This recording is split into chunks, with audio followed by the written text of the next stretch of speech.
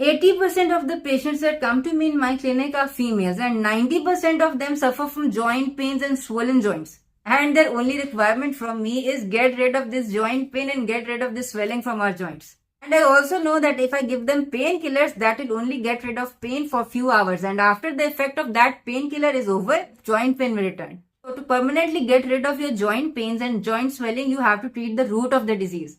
And today I'll tell you what the root of this disease is and how to get rid of it.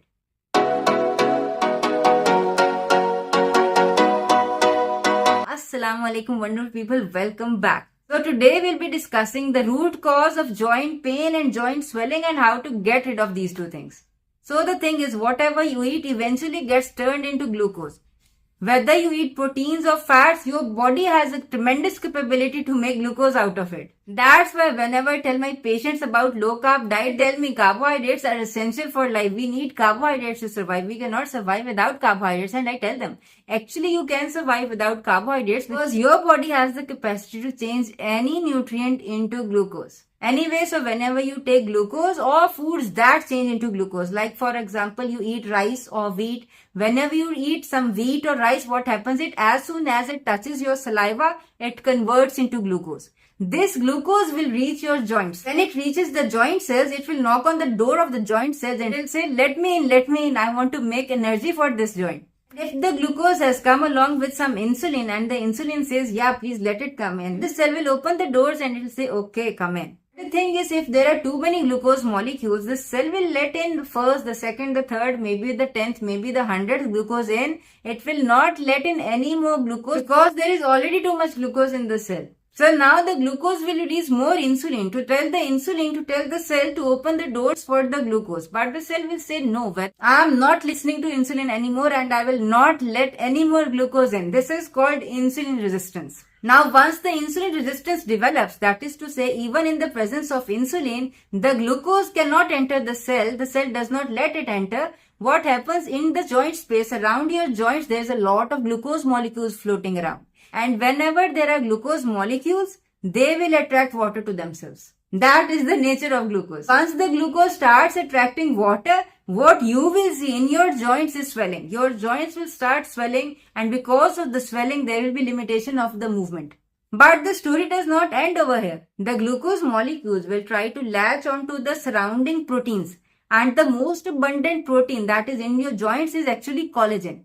So what will happen is the glucose molecules will try to latch onto the collagen proteins of the joints. And in this process, obviously, the glucose molecules will be destroying the protein of the joints. Now what the body will do, body will send calcium molecules. The calcium molecules are sent to patch up this injury that is caused by the glucose attaching to the proteins of your joints. And once this happens, small bony spurs will be formed which are also visible on the x-rays. Bony spurs are like tiny bony spikes which will cause you immense pain. And the thing is, even if you do surgery and you remove all the bony spurs, as long as there is excessive glucose and as long as it latches onto the protein, it will keep on making these bony spurs, isn't it? And if you put a syringe in your joints and suck out all the swollen fluid, the glucose over there will still attract more water. So this is not the solution. Have you figured out the solution by now? If you have, let me know in the comment section below. So the solution is to get rid of the excessive glucose. And how can we do that?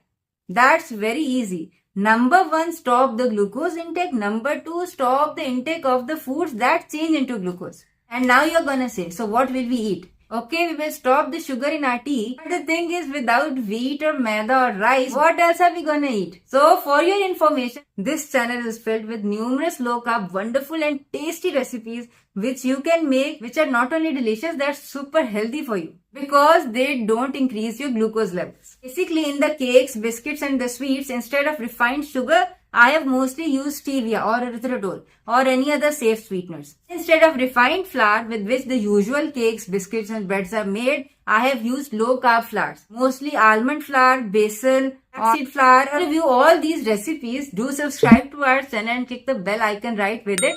So whenever I upload these tasty healthy recipes, you are the first one to know about it.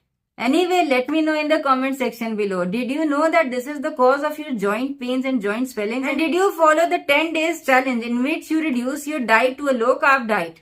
Which is very simple. What you have to do is Stop the sugars and change all the flours with the low carb flours. And you will see reduction in your joint pain and joint swelling within as little as 10 days. Because most of my patients have reported like 100% results on this diet, even for as little as 10 days. And even if you don't get rid of the joint pains and the joint swellings in 10 days, they will be markedly reduced and you will know this is the right way to go on about it, instead of taking a ton of pills. Anyway, share this information with everyone you know is suffering from joint pains and joint swellings.